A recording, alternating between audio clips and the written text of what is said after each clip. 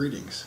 This is Frank English, your instructor for EDU542, Spring 2016. We are past the midway point for our class. So we're into week 5. We've only got 8 weeks to go. So make sure that if you've fallen behind, and I really haven't seen anybody that's fallen behind very much, even if at all, everyone's stayed up very well. Just don't, keep on pushing. All right, we got, less than 4 weeks to go. And this class will be finished very soon. I think it's been a very good class. I've seen some outstanding reports, and your discussion board posts are very thoughtful. I know I keep saying the same thing, but I've had some classes before where the students didn't quite pick it up as well, and this group, sorry, my camera seems to be floating around a bit. This group seems to be picked up very well. Make sure, now this is the week where you're going to start having to turn in your culturally responsive group projects. If you don't know who your group is and you haven't made any contact with them, the groups that are in for week 5, I hope you've got this worked out. I have received some email communication from some of the students saying that they had difficulty contacting some of the group members. You are required to make contact with your group and assume your portion of the responsibility of the work. If your team has done all the work and you're due to speak and you're due to turn it in and you haven't turned your bits in, then I'm going to give them the credit, and I'm going to have to give you either a late credit or 0 credit.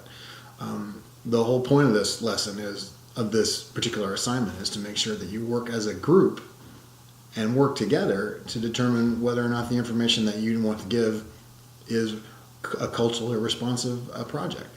And granted, you could all do this by yourself. There is no doubt. I mean, there's nothing. This isn't a dissertation type lesson, but we want students to work together in groups and sometimes deal with people that maybe you don't get along with, and maybe you have to do something that you got outvoted on and you have to do it anyway. That's the point of this, to learn and to work together in groups, because the capstone is a group project. It is not an individual project at all. If you've heard that it can be waived for an individual project, that is not true. They have changed the rules. You must work together in a group to do this. All right? So go through the list of things that are due this week.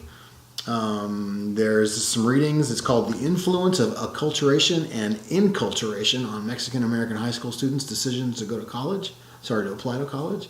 There's Erase the Power of Illusion. The media, let me know if some of the media that they're requiring you to watch isn't working for you, and I can maybe get that set up for you a little better. The Communication Model PowerPoint and the Communication Process Model. The PowerPoint is available. So go into week 5 and get all the content out of week 5 and make sure you're doing well. Like I said, I have no complaints. Everything I've seen has been very well done. I really appreciate the way you're jumping on the APA formats for all of your assignments. You might think this is just kind of a pain and why is he making a big deal out of this, but that is the only way to get your capstone done. And the more practice that you get with this, by the time when the capstone comes and you're really working the APA, you won't have to reinvent the wheel here. It'll be second nature, and you don't have to worry about it anymore. Your chapter 2 and your chapter 3s for your capstone are very, very heavy with the APA format. All right, so make sure you keep that up. I will repost the team lists for this week. If you have a problem with one of the team members, let me know, and I will see if I can step in and help out with this. Remember, this is a master's level course, and I appreciate everyone's efforts to work together. All right, this is Frank English. Thank you very much.